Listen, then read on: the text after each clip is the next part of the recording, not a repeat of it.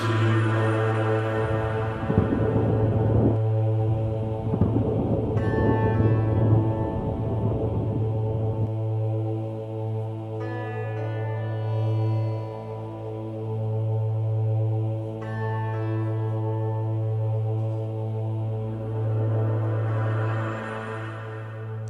morning. Welcome to our community meditation, and good morning to all of you who are joining us online today as well. Thank you all for being with us and connecting in consciousness this morning. My name is Kelly Marshall, and I am your practitioner for the day. I'd ask that you please take a moment to silence your cell phones so that we may have an uninterrupted experience together. This meditation is a blend of spoken word and silence accompanied by beautiful music and will last approximately 15 minutes. So together, I ask that we close our eyes, if comfortable, and begin to focus on the breath as we take this time to become anchored in purpose together.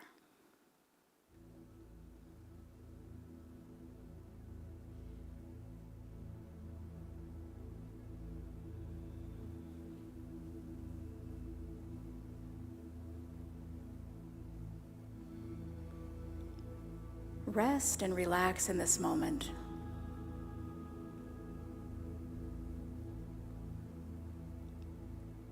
One of pure comfort and clarity. Invite the love and peace of spirit to be felt and known for you in this moment.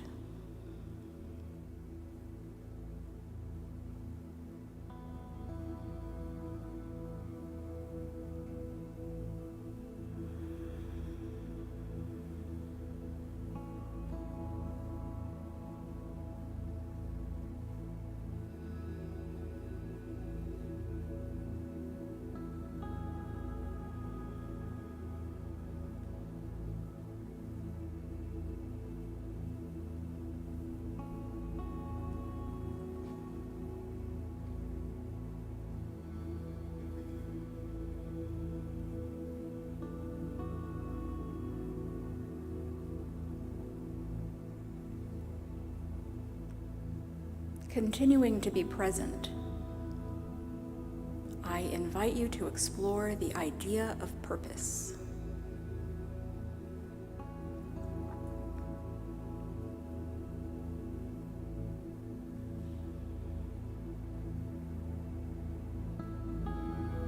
Ask yourself, what does purpose mean to me?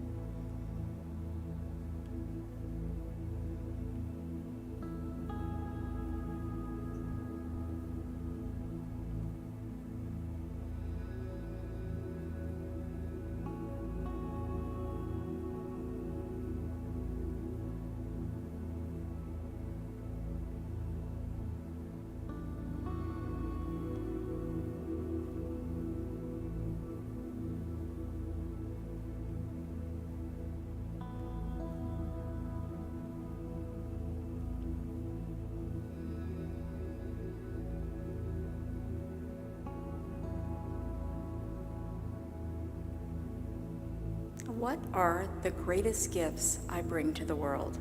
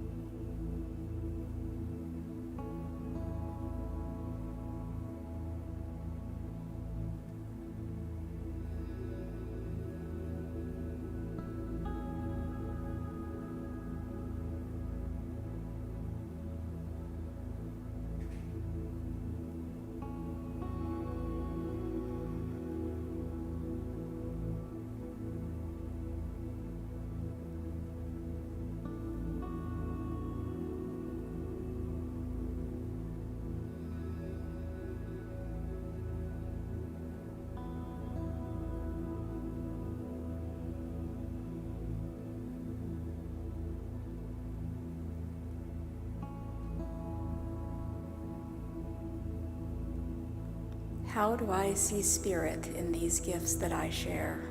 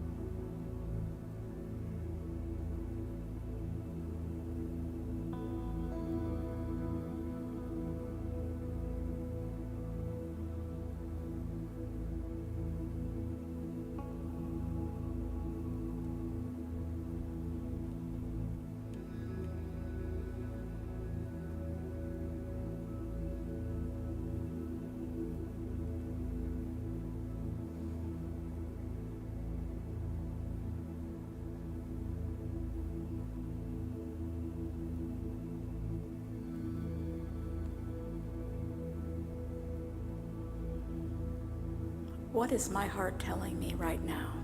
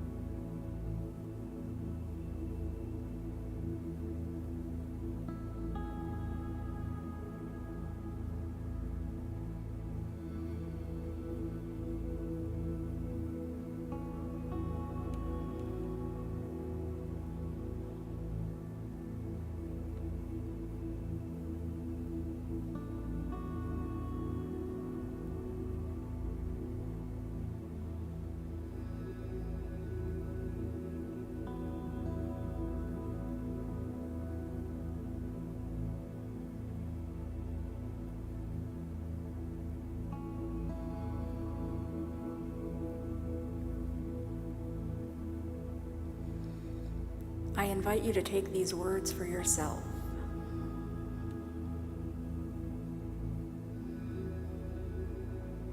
My purpose here is to recognize and realize that I myself are the divine.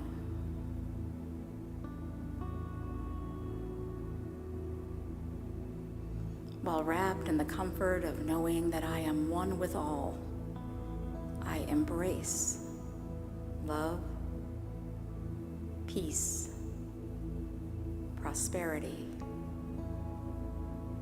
vitality, balance, wholeness,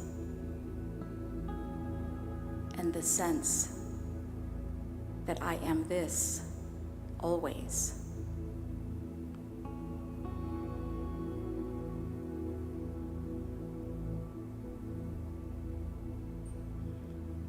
That my purpose is shaped by my experiences and my beliefs.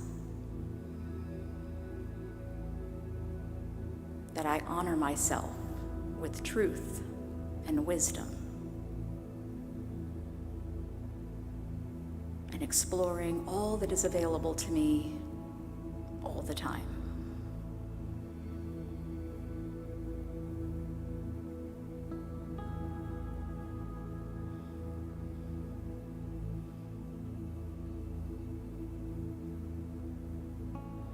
That the path I walk is always inspired by holy action.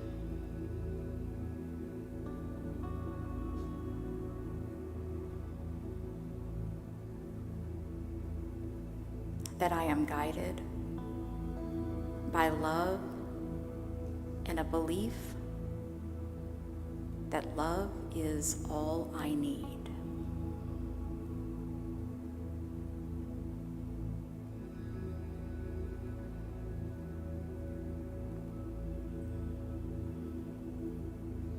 Embrace the foundation of all that I am, knowing that my purpose is spiritually grounded.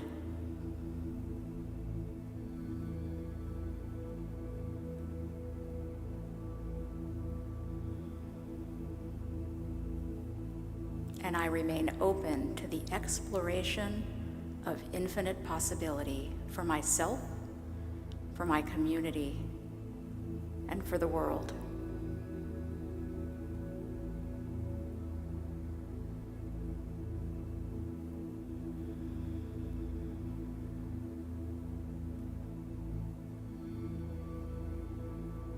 Back to the breath, I invite you to take a deep inhale and release.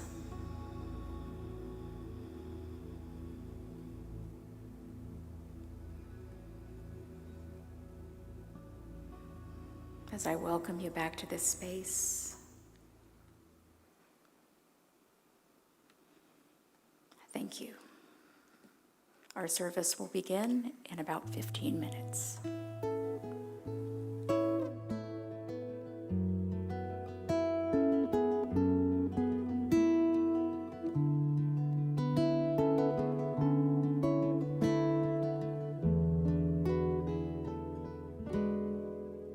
May I see with the eyes of love. May I hear with the ears of love. May I speak with the words of love. May love be in my heart. May I see with the eyes of love. May I hear with the ears of love. May I speak with the words of love. May love be in my heart. May I see with the eyes of love.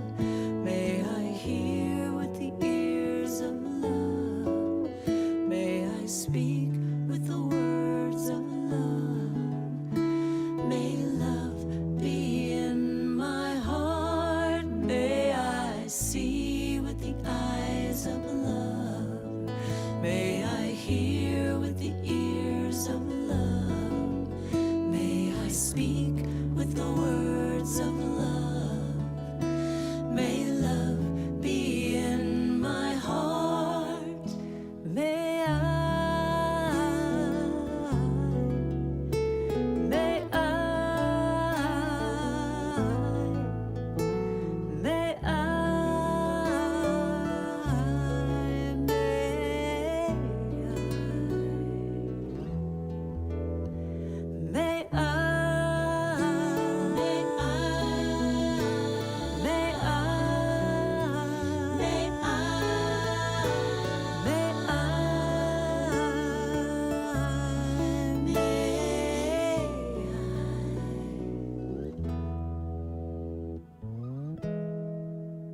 May I see with the eyes of love. May I hear with the ears of love. May I speak with the words of love. May love be in my heart. May I see with the eyes of love. May I hear with the ears of love. May I speak with the words of love. May love be in my heart. May I see. May I.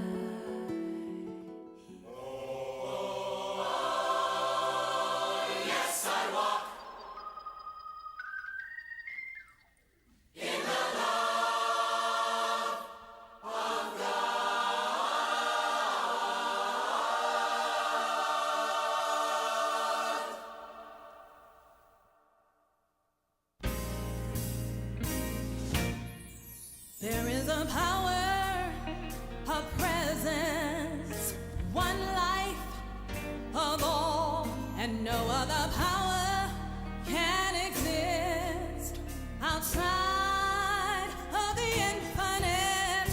One love, there can only be God's love. Oh yes, I know that I walk. Oh yes, I walk in the love of God. Oh, there is a wisdom, a knowing, a loving, and a truth. Whatever you need to know will come in God's way for you. Just say, until it's yours, I'll pray. I won't move until I know that I walk in the love of God. For the power, glory, the love of God is everywhere. I can feel it, it's everywhere. I can see it, it's everywhere. And I know in my heart, power, glory, the love of God is everywhere. Don't you see it? It's everywhere. Don't you feel it? It's everywhere. Don't you say in your heart, yes, I walk in the love of God. There is a power, a presence, one life of all, and no other power can exist outside of the infinite. One love, God's love. Oh yes, I know that I walk. I know. Ooh, in the love of God. For the power and the glory and the love of God. I can feel it is, I can see it is, and I know in my heart the power and the glory and the love of God is everywhere. Don't move, everywhere. Do you see it? It's everywhere. Be still. Everywhere. Do you see it? It's everywhere. Praise God. Everywhere. Do you see it? It's everywhere. Do you know in your heart? Yes, I walk in the love of God.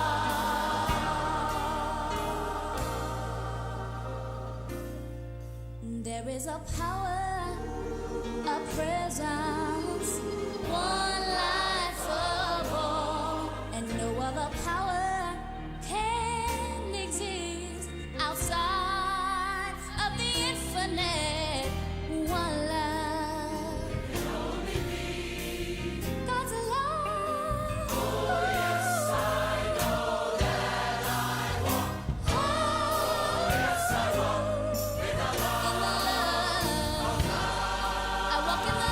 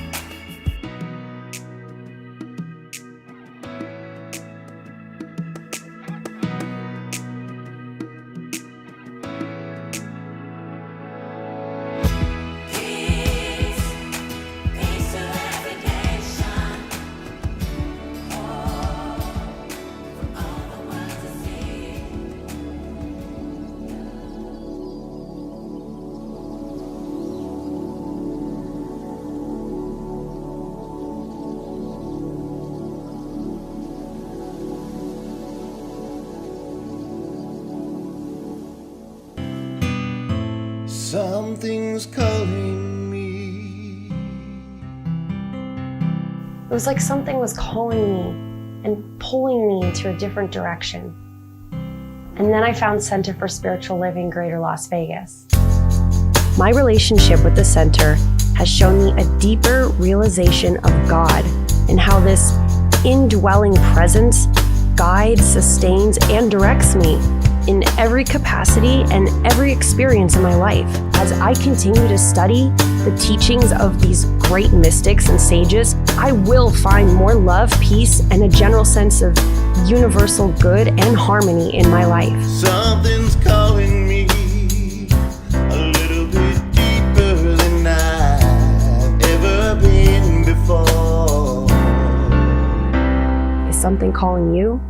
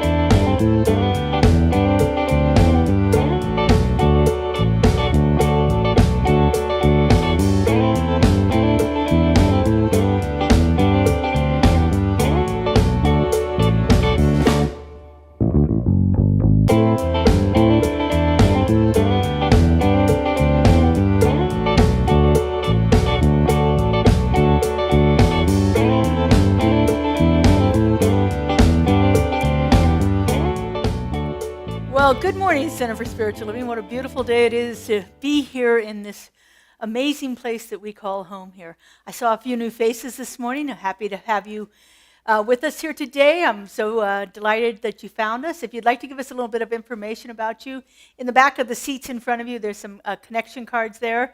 You can fill it out at your leisure and turn it in after service or in the offering basket, either way. But we'd like to connect with you and let you know about some of the wonderful things that are happening here at our center. I promise you we will not inundate you with emails. I know how that is. So if you'd like to give us your email address and any of your information, we'd love to have that so we can reach out to you and connect with you further. I want to say hi to everybody who's joining us online this morning. Would you turn and kind of wave at that glass window back there where Joe is? All of our wonderful people that join us every Sunday morning on YouTube. We have a very thriving YouTube channel, as you saw in our little commercial here. You can find all kinds of information about us and about what we offer here throughout the week. We offer something new every day on our YouTube channel. So if you're looking for a little midweek lift, spiritual uplift, check out our YouTube channel. Well, we're going to kick it off with some music. We have a wonderful song, The Energy of God. If you'd like to stand, the words are going to be on the screens, the TVs, or on the front screen here. Join us as we sing The Energy of God.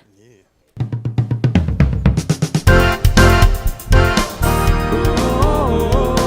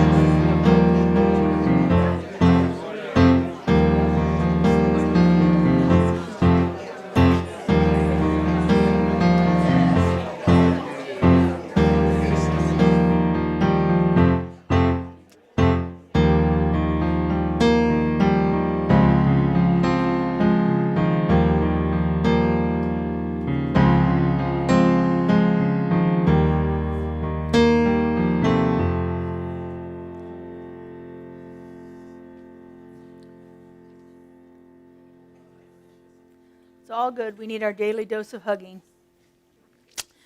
All right.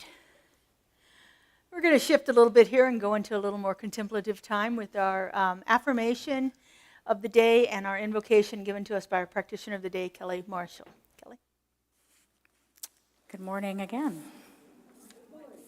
All right, please join me in our affirmation this morning. It's on the screen. We'll read it together. I am anchored in purpose, rooted in truth, and grounded in faith.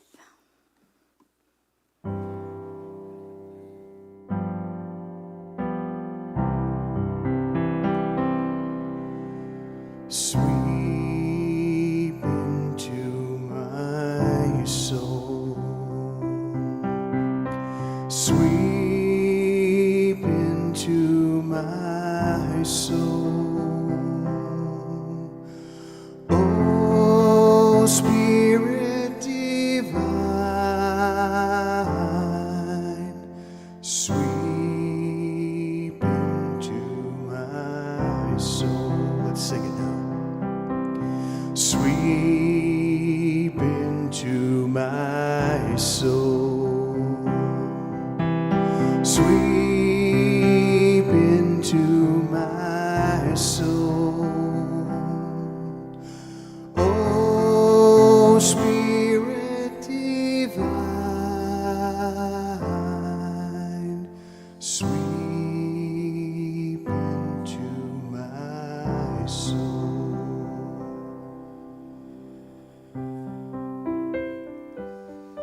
In this perfect moment, brought together by a divine idea of the perfection of every experience for each of us, our purpose, playfully and joyfully revealed to us as we come together in community, open to the brightest and biggest ideas for ourselves and for each other.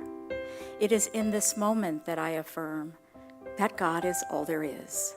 And with that truth, I recognize God is in each of us, equally and always, present, filling us with the love, peace, and joy that we are, with every opportunity for us to be delighted in the way that Spirit shows up through us, in the ways that we change the world.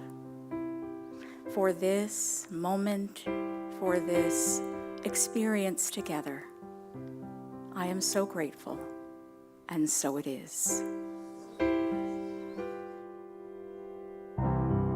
Let's sing it now. Sweep into my soul. Sweep into my soul. Oh, Spirit divine,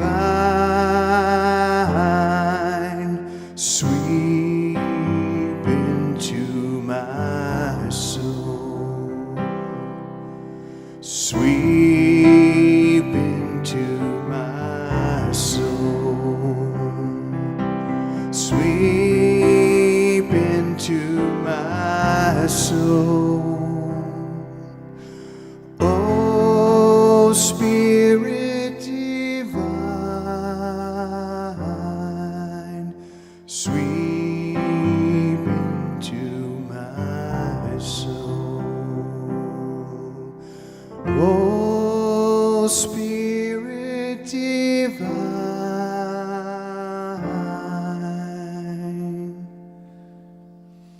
sweep into my soul.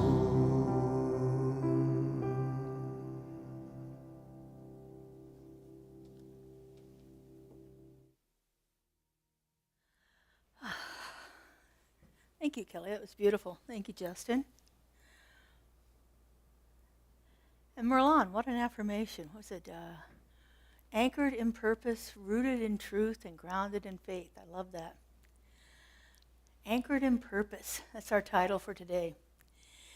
So we're continuing our exploration of what it means to be grace and to be filled with Spirit and to allow Spirit to move through us.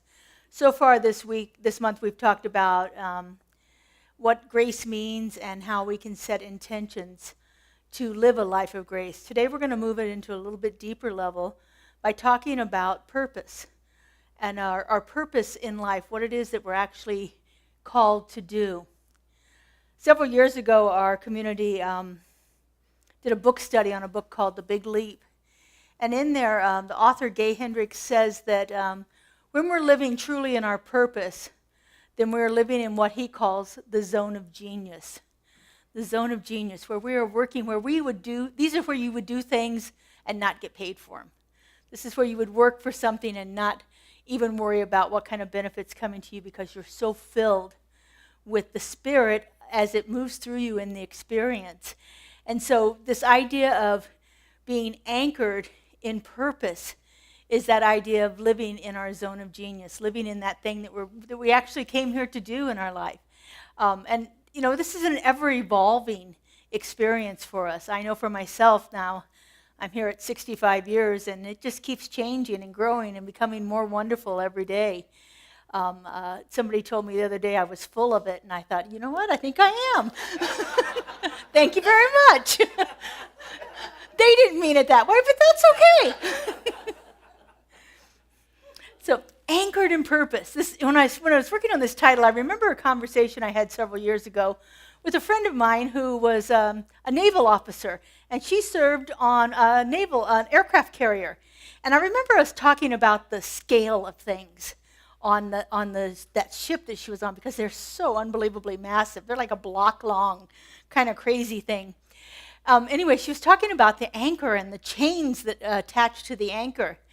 And I remember something that she said to me when I said, those things must be massive. I guess when they really drop, that ship isn't going anywhere. And she goes, no. The anchor isn't designed to keep the ship from moving. It's to keep it from drifting too far away. And I thought to myself, well, now, isn't that interesting? Our purpose in life is not to keep us stuck in one place, but it's to keep us from drifting too far away from our center, too far away from that thing that we've come here to do in our life. And so anchored in purpose, to me, was a perfect title for this. So as we're dealing with this idea of being in our purpose here and working with grace, there is this idea of what grace is and how grace moves through us. For me, grace is feeling the Spirit, feeling that presence, knowing that what I'm doing is aligned with that highest and greatest call on my soul, what it is that my soul has brought me here to do. As Howard Thurman says, find things that light you up. The world doesn't need more people who are just doing work. The world needs people who are lit up on purpose. And so as we begin to look at those ideas of grace and purpose here, I thought of this way. Grace is the flow. Grace is that flow of Spirit moving through us. But purpose is the thing that keeps us from drifting too far away. Purpose is our anchor. It's the thing that keeps us aligned and keeps us on track and keeps us moving in the right direction as we allow grace to move through us in the best way that it possibly can. Spirit knows what it needs to do through us. And our job is to simply be that place where it can show up, to clear away the things that are limiting our ideas of what Spirit can do as us and limiting our ideas of what experiences we can have. That's when we get into that idea of grace. And then aligning with that in our purpose makes it expand even better. So last week I told you that my intention for the year was creativity. It is the most amazing thing. I just got a text this week from one of our practitioners, and she goes, "We are so innovative." And my response to her is, "Yeah, we're doing good work here." And that's the truth. We are doing amazing work here at this center. We are showing up in ways that I've never heard from any other center around, any of the spiritual centers for spiritual living. We are doing great innovative work. So you're going to hear about some more of that at the end of the month. But one of the things that I'm just really excited about, which is highly unusual for me to be excited about it, but I got a letter from the IRS. How many of us get really excited about that, right?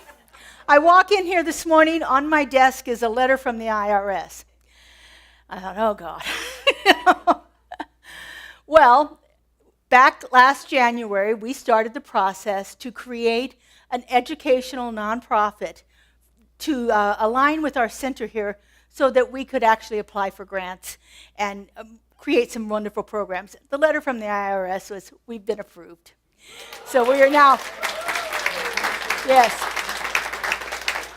So we're calling it a Center for Wisdom and Wellness because we couldn't use the Center for Spiritual Living name as that's already a nonprofit on its own. And so we are aligning our Center for Wisdom and Wellness with our Center for Spiritual Living. And we'll be able to provide some unique opportunities through grants and through other things out in the community. As an educational nonprofit, doors are opened up to us that are not open when we're a religious nonprofit. So this is going to be in conjunction with that. So it was 8 months in the process to get it done, and we are so excited that it's happening for us now. It is what our purpose is. Education is what our founder, Ernest Holmes, started this movement on in 1920s. He started it as an educational foundation. It was called the School of Philosophy. It was a place where people could go and learn more about universal spiritual truths to help support them in whatever religious upbringing they had, whatever religious philosophy they practiced, whatever church they went to. He wanted to create something that could make a Christian a better Christian, a Jew a better Jew, a Muslim a better Muslim, because we understand universal principles that work through all of these wonderful religions that we have out there. And so allowing Spirit to move through us in these wonderful ways really opens us up to a different experience in life. Now, back at the beginning of the month, I introduced you to a chart that looks something like this. Stages of spiritual development. It's also called the stages of conscious development, where we have these different levels that we move through. And I remember I told you last week they were not linear. You can have all of them in 5 minutes. You can be in any one of those places at any point in your life, and you move back and forth among them. Last week we talked about intention, and I told you that intention happens between that manifestor consciousness when we are creating our experiences ourselves. When we're thinking about something, we're changing our thoughts, we're creating the experience we have, we set an intention. And then that intention moves through us in that through me stage, that channel consciousness stage. Today we're talking about purpose. And a purpose shows up here. Purpose is we are already working in that through consciousness, that through me consciousness, where we have stepped out of the way, we've allowed Spirit to move through us, to show up as us, and to be part of our experience in the world. And then we set a purpose. Our purpose works in that area, because remember, grace is Spirit moving through us. Purpose is aligning with that. And so between the through me consciousness and the as me consciousness, where we're totally aligned with Spirit, that's where our purpose is. That's where our purpose exists. And so knowing our purpose comes through as we learn to turn within, as we learn to listen to that inner voice, that inner guidance, where we begin to feel the presence moving in us, where we begin to see it showing up in the most unusual ways, like getting a letter from the IRS and being happy about it. That's God in action right there. It's about learning to listen to Spirit within. I read a lot. I always have. And so one of my favorite authors is a man named Parker Palmer. He's actually an educator, and he's a teacher of teachers. And so he has a book called Let Your Life Speak.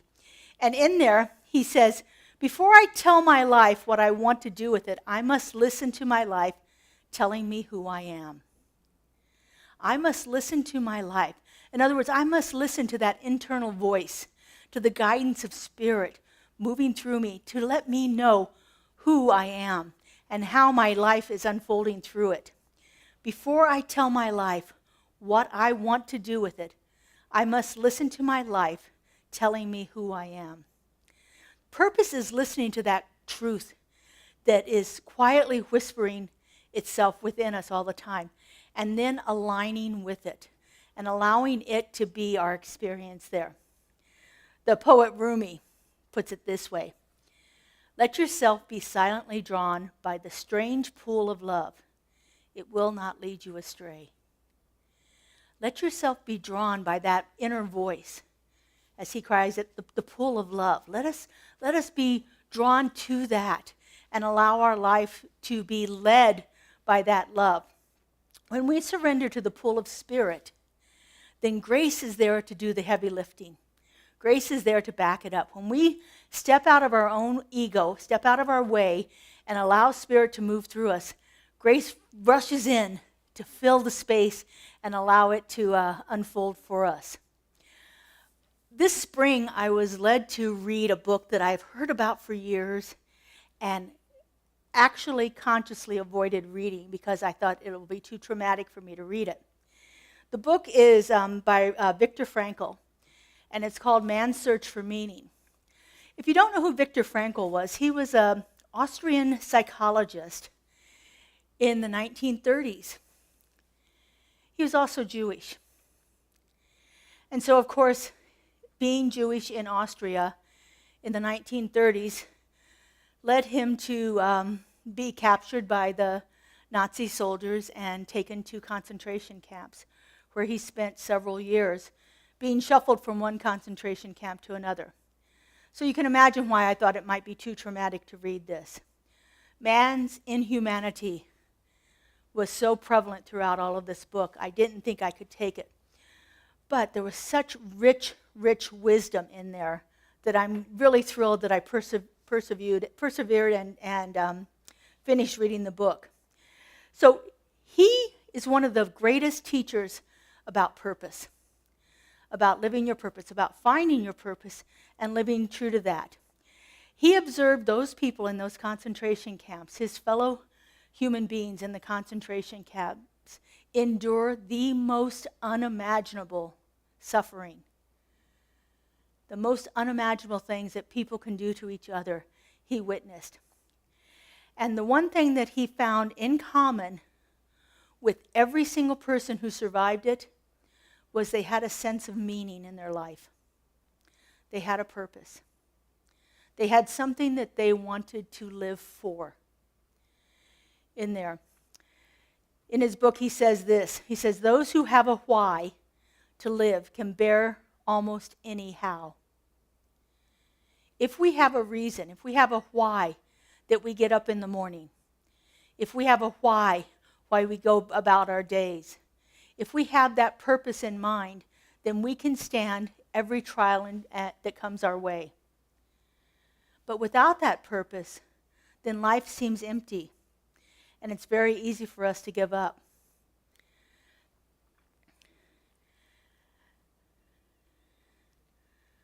The why in this situation, the why that people were living for, that sense of purpose, became the anchor that kept many, many people alive through the most unimaginable circumstances.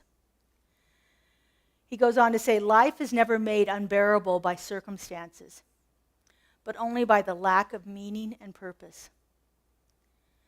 So even in this horrible situation that he lived in for those several years, his life was not unbearable because there was a meaning and a purpose behind it for him. He found meaning in the most horrific experiences we can imagine. And many of the people that we study, the saints and the mystics throughout ages, have had some kind of a trial, some kind of an experience, some kind of a period of time where they endured horrible things.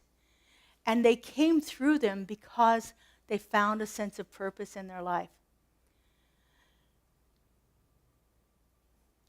So Frankl taught that there were three primary ways that we could find meaning in our life. And he said the first way is through our works or our deeds. How many of us have really become fulfilled by the work that we do in our lives? I was teaching a Zentangle class on Saturday morning, and this woman kept saying to me, "You are such an amazing teacher. You were such," and I'm thinking to myself, okay, I'm just doing what I do. It wasn't like I was trying to negate it or anything, but it was just surprising to me that she kept repeating this over and over again. And then as I was driving home thinking about it, I thought, well, heck, this is my 40th year of teaching. I ought to know what I'm doing by now. I started teaching here in the Clark County School District at the age of 25, and so 40 years of teaching, yeah. So that's been part of my purpose.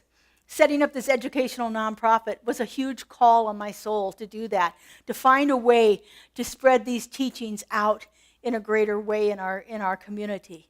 So through our works and our deeds, the things that we do, the contributions that we make, whether they're little contributions or whether they're great ones, whatever it is that we do that actually begins to fulfill us in some kind of way is powerful. The second way that we can find meaning is through experiences that we have. Experience of love in relationship with other people, loving our family, loving children, loving pets, my little babies. Loving in our life brings us a great deal of purpose. Finding beauty in things. I think that's one of the reasons I love to create so much, is because it's beautiful to me. I just get tickled over it. Somebody asked me why I was putting my art up in my house, and I said, because it makes me smile. I mean, how could you not want something like that as you walk in, to see the things that actually light you up that way? And the other thing is through truth, which is why I think I resonate so much with our spiritual learnings, because here we are learning truth that transcends any one religion, truth that has transcended the eons and eons of time where people have been studying this. I am a very eclectic reader. I go out and I gather things all the time. And so I love reading. Like right now I've been pretty much engaged in the Gnostic Gospels, which were written, 2,000 years ago and buried in the sand in Egypt. I love this stuff, and it just really lights me up to find spiritual truth coming through in all different ways. And the third way that we find meaning in our life is by the attitude that we take when we're suffering. By our attitude. Our attitude is so important in our experience. I have a friend who's a doctor, and they are always talking about how the patients who have a really good attitude about their illness and about their recovery are the ones who make it the best. If they can get their patients to have that great attitude as they're moving through the treatments and surgeries and all of the things that they have to go through, their attitude is the most critical factor in the success of their medical procedures that they're going through. And so if we look at something as we're experiencing something traumatic, what is our attitude about it? If we think of getting a serious health diagnosis as a death sentence, then that's our attitude towards it, and that's probably going to be our experience of it. But if we think of it as, okay, there's an opportunity for me to maybe shift some things in my life that I were doing that led to this, or change the way I think about it that happened to cause that to be the condition that I've experienced. I know for me, with my cancer experience, I realized, now this was a bit afterwards, but I realized that I was never going to have it again because I wasn't the same person who thought the thoughts that allowed me to experience cancer. I don't think that way anymore. And so I'm not going to have the experience of it anymore. There's just like this total clear knowing in my life that that's not going to be something I have to deal with. I learned what I needed to learn by having cancer, and I'm good. I don't need to experience that again in my life. And so some people think of that as, Pollyanna-ish, that I'm just got my rose-colored glasses on and I'm looking at it. But there is a clear and complete knowing in every cell in my being that that's the truth for me. And so depending on my attitude towards the experiences I have actually begins to affect what I'm experiencing. It goes back to what our founder said. One of the earliest quotes he ever said was, change your thinking, change your life. Change how you think about things.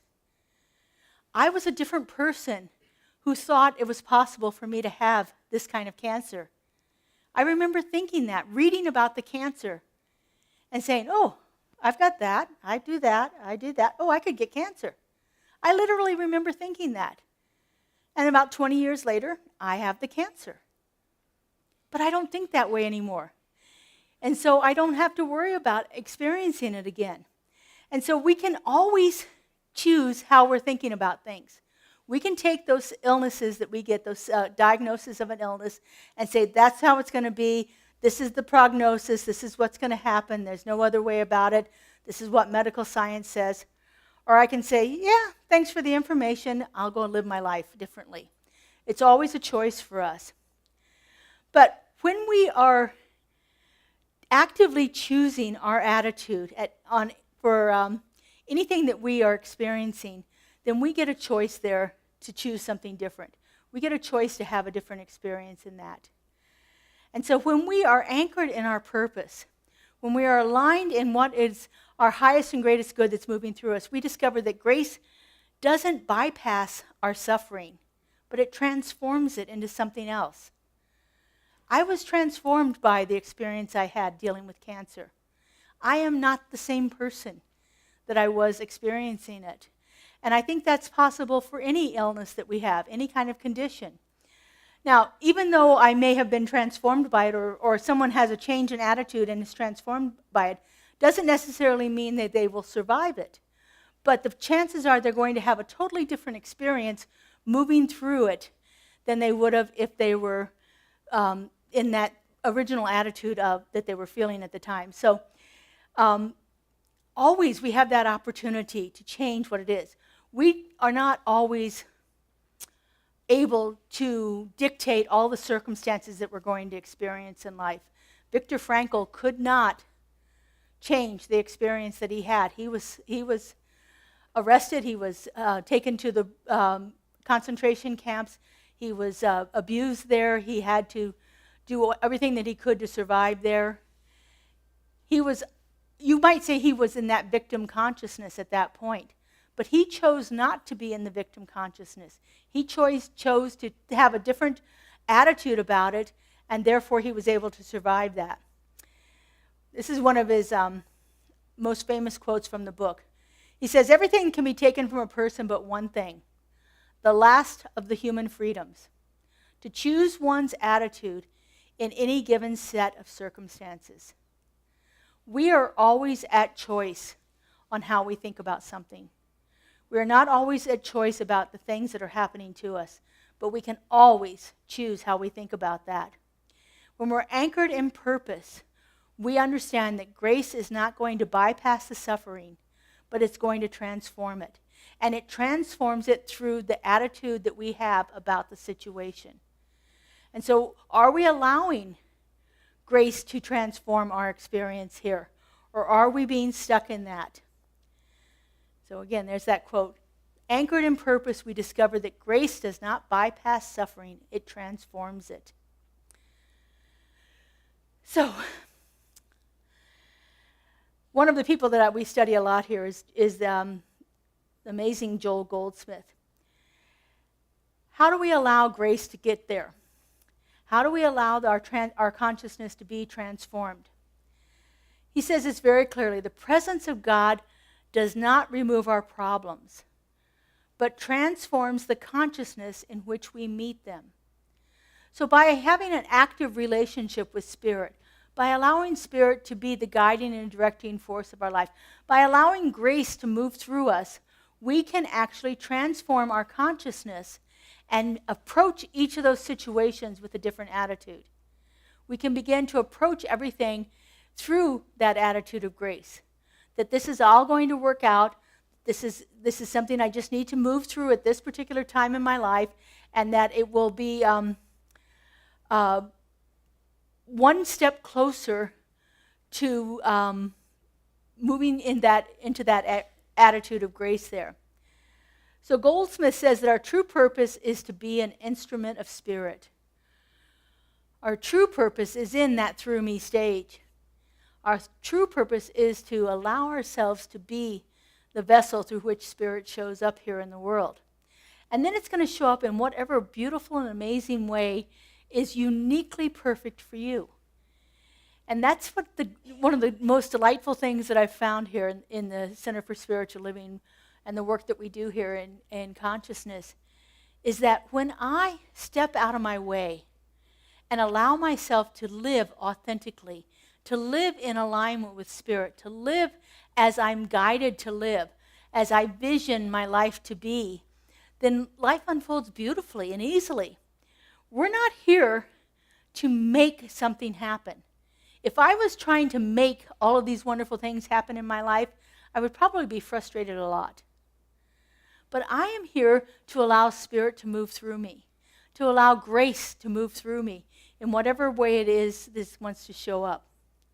And so when we are anchored in the awareness of God as the truth of our being, when the awareness of Spirit is our very nature, that the only way Spirit ever shows up in the world is through each and every one of its creations. And so when I align myself with that truth and I step out of my own ego and say, okay, use me, Spirit, then there's a place for Spirit to operate. We become a channel of God consciousness, a channel which has meaning, which has a healing force in it, which is possible to change every situation in our entire world by stepping out of our own ego and our own way of wanting things to be and allowing Spirit to move through us easily and effortlessly. Then our life is a lot different. Goldsmith goes on to say, we're not here to simply make our way through life, but to let the divine life express itself as us and through us. So it's not just about surviving. It's not just about, oh, here's one day, here's the next day, here's the next week, here's the next month. But it's actually being engaged in our life and living through that place where we allow Spirit to show up in wonderful ways. So we're not here to simply make our way through life, but allow the divine to express itself as us and through us. This anchor, being anchored in our purpose, is not about ego, it's not about striving, it's about allowing Spirit to move through us. So how do we do this? How do we live a life in grace? So some of the things that are simple for us to do is to listen. To actually listen, instead of being in a hurry to reply to something, to listen fully to it. For especially when we're engaging with other people, is to spend some time listening. Too often, you may have experienced it, something I used to experience a lot. I'm in a conversation and all that's going on in the back of my head is what I'm going to say next. As soon as they stop talking, I'm going to say this. Or I want to reply this. And so most of my process during those conversations was me actively waiting for my chance to jump in and say something.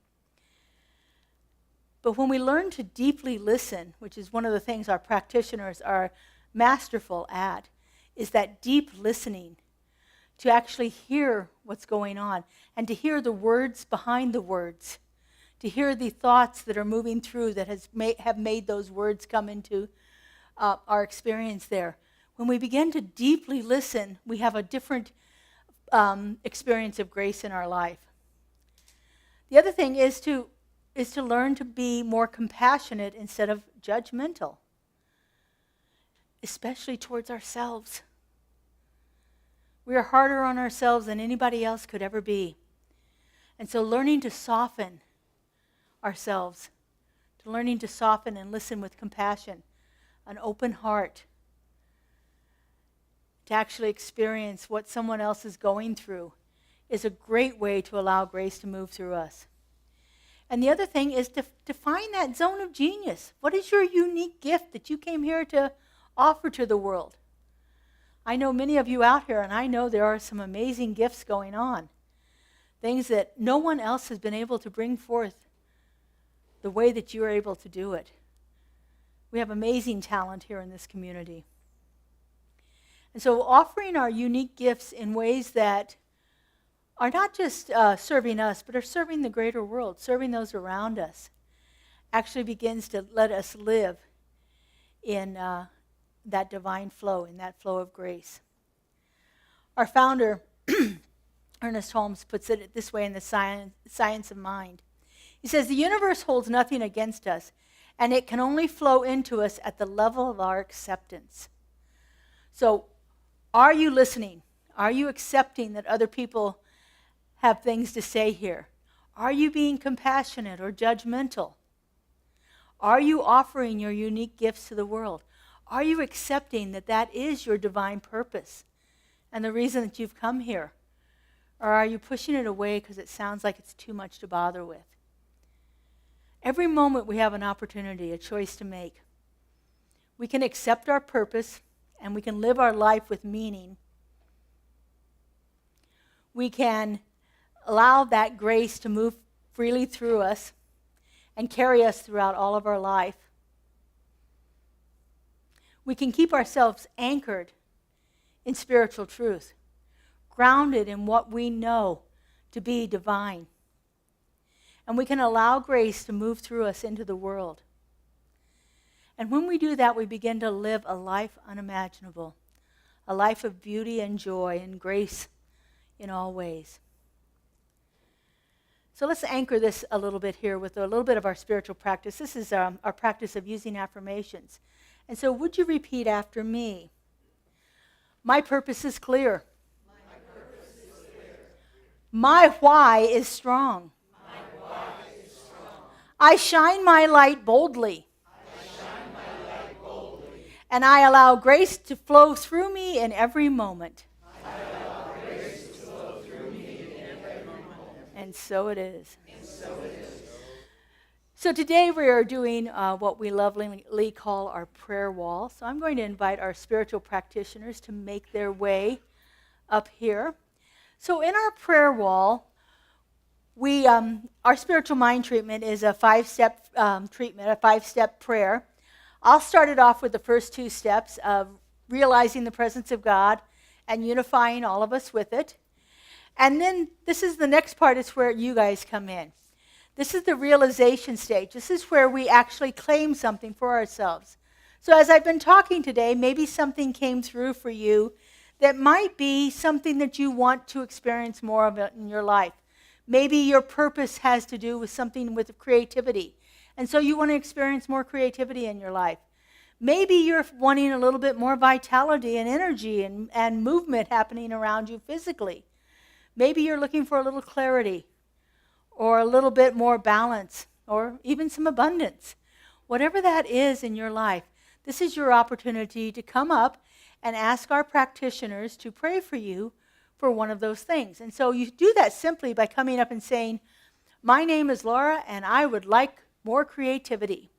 And you stand in front of one of the practitioners here, and they will then give you the realization stage of our spiritual mind treatment for whatever it is you've asked for. And then after everybody's through, I'm going to close out the treatment with giving thanks and our last stage of release. And so when you come up, I'd like you to come up the middle aisle and wait for a practitioner to be open, and then just go and stand in front of them. And when you're done with prayer, would you exit through the side aisle so we don't get a big mess in the middle here. If you are wanting prayer and it's too much for you to stand that long, if you will raise your hands. You going to do it, Merlon? Merlon will walk to you and sit down next to you and do the treatment there. So if standing for very long is too difficult for you, totally got you covered here. So, all right, I think we're ready. Let me start the treatment, and then you can stand up. All right. So just wait, Francine. I know you're anxious here. We like anxiousness. All right, and so we just simply take a moment and breathe in, filling our body with that infinite breath of the divine. And so knowing right here and right now that that breath of God breathes me, that breath fills every aspect of my being, that it is that one power, that one presence, that one divine, creative love intelligence that has brought forth everything into existence. This one is the isness and the allness and the fullness of all life. It manifests itself beautifully and perfectly in each and every one of us.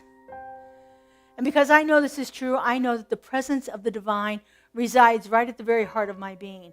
I know that every aspect of my being is filled with that presence, that it is manifesting itself through me, as me, in everything that I do and everything that I am. And as I know this is true for me, I know this is true for every single one of us. For we are all a unique and perfect emanation of a love so powerful it could do nothing else but create more and more and more. And how beautifully it created. And so knowing that this is the truth, I invite you to stand. come to the center aisle, and as you're called to, come forward and request your prayer from one of our practitioners.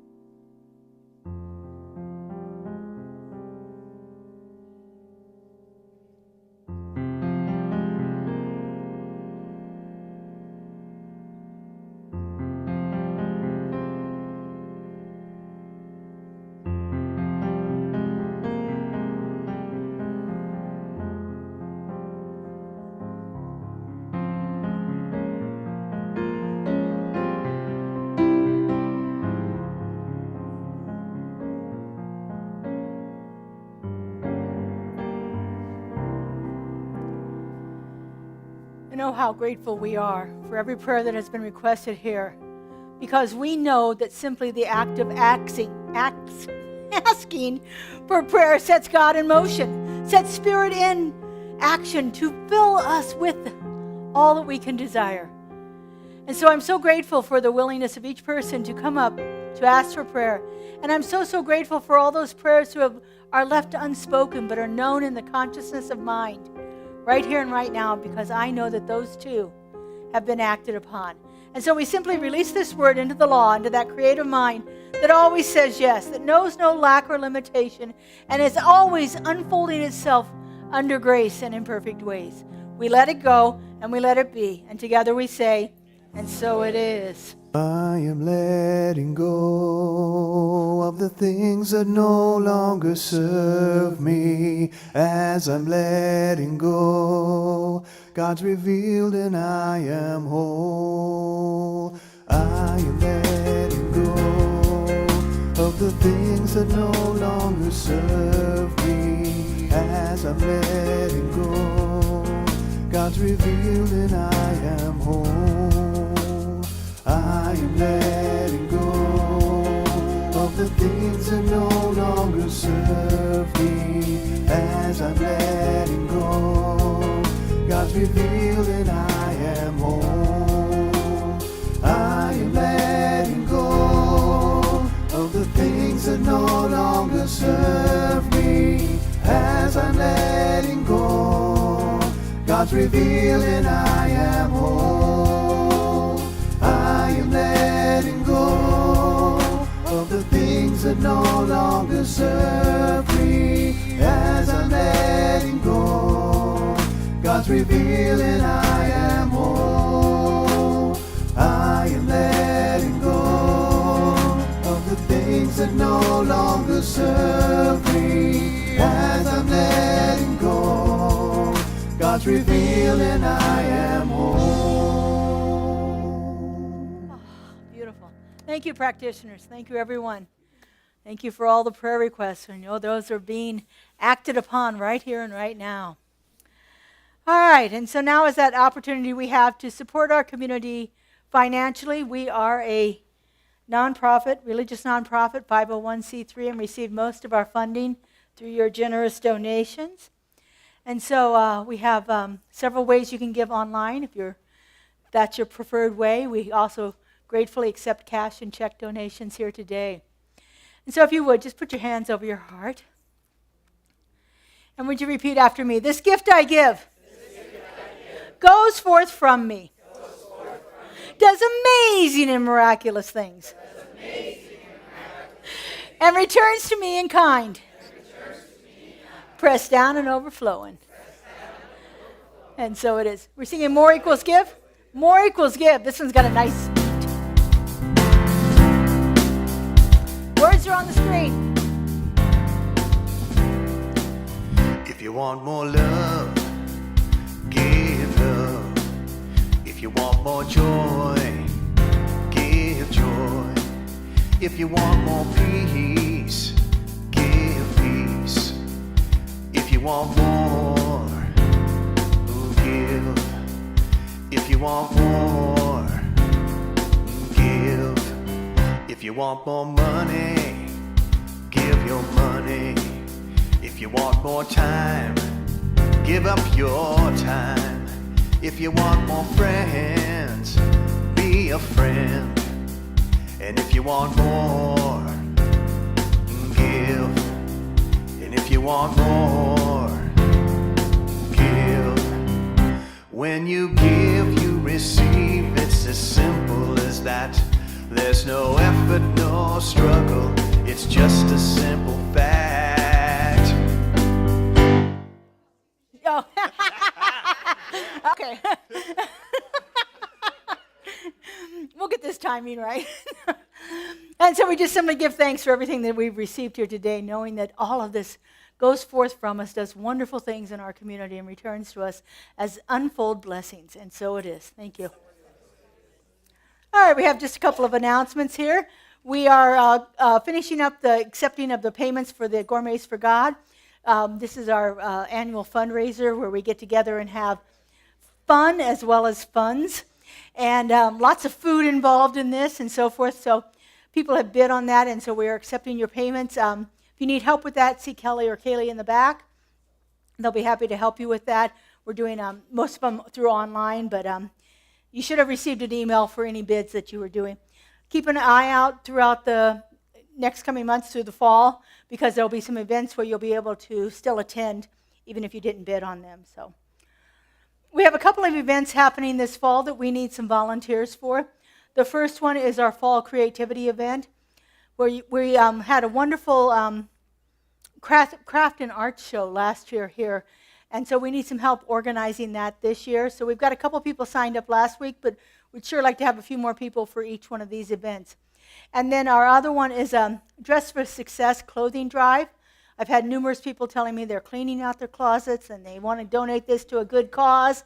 This is a fabulous cause. They provide clothing, outfits for people who are re-entering the workforce, as well as training and so forth. So they're accepting shoes, purses, jewelry, that kind of accessories and things like that. Any kind of professional outfits that are in good shape. Even, what do we call it, casual workwear that you can wear. And they also have just put on their website that they're accepting scrubs. So if you have some medical scrubs that are in pretty good shape, they'd be happy to take those. They don't take anything undergarments that aren't brand new. So don't donate those if they're not new. So again, sign-up sheets are in the lobby out there if you'd like to help with either one of these events. Our Sacred Circle Women's Circle meets this afternoon here in the sanctuary at 2:30. What are you guys talking about today, Judy? Insight and wisdom. Oh, lovely. Wonderful. So they'll be here. It's a wonderful group of women that get together and talk about some of these spiritual ideas.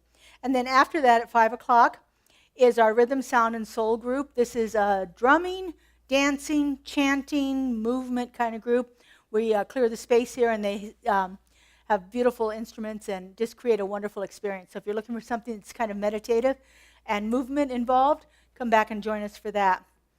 Our Soul Crafters for September is coming up. You can start signing up for that right now. We're going to make medicine pouches. We're going to make, I love craft stuff, so, me. Anyway, weaving spirit into daily life. And so we're going to create some individual medicine pouches for that activity on Saturday, September 6th. It's always the first Saturday of the month here at 10 o'clock in the sanctuary here. And finally, we have our moment of prayer available in the prayer room. Kelly, who's watching the prayer room?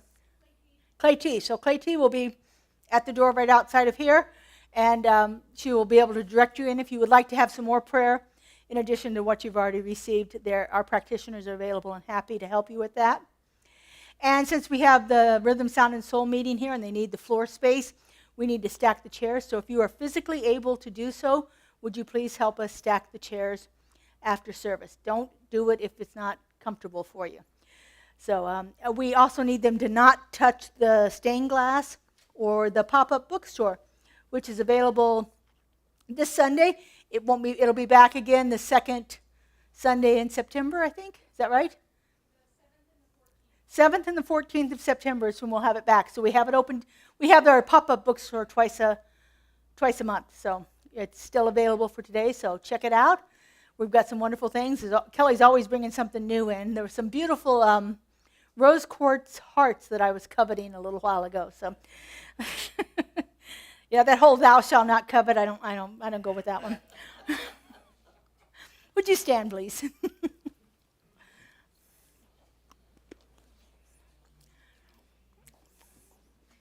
Oh, look at that! You just grabbed hands anyway. Wonderful. All right. Would you repeat after me? There is only one life. That life is God.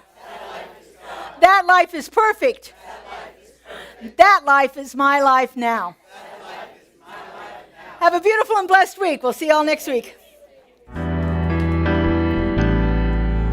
Use me, oh God, I stand for you, and here I'll abide as you show me. all that I must do.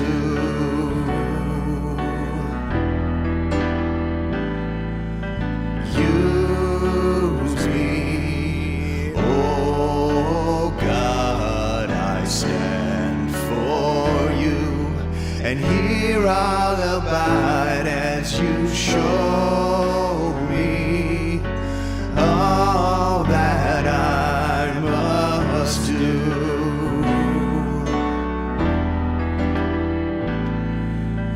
Use me, oh God, I stand for you, and here I'll abide as you show me all that I must do. Show me all that I must do. Show me all that I must do. Show me all that I must do. Have a great week, everyone.